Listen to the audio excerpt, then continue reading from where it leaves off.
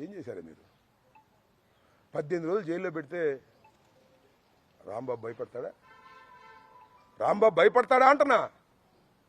89లో రాజకీయాల్లోకి వచ్చిన వాడిని, విద్యార్థి దశ నుంచి రాజకీయాల్లో ఉన్నవాడిని, అనేక ఆటుపోట్లు ఎదుర్కొన్నవాడిని.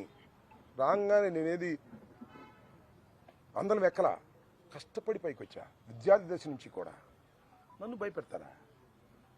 కేసులు పెట్టి భయపడతారా? కేసులు పెడితే భయపడతానా? జైల్లో ఉంటే భయపడతానా?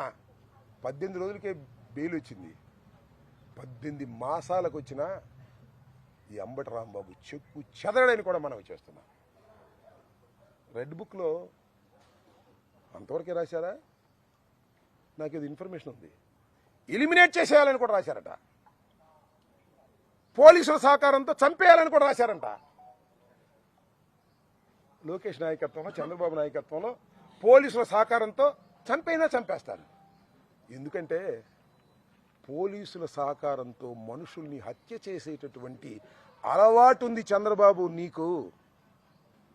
ఆ అలవాటే మీ అబ్బాయికి వచ్చింది.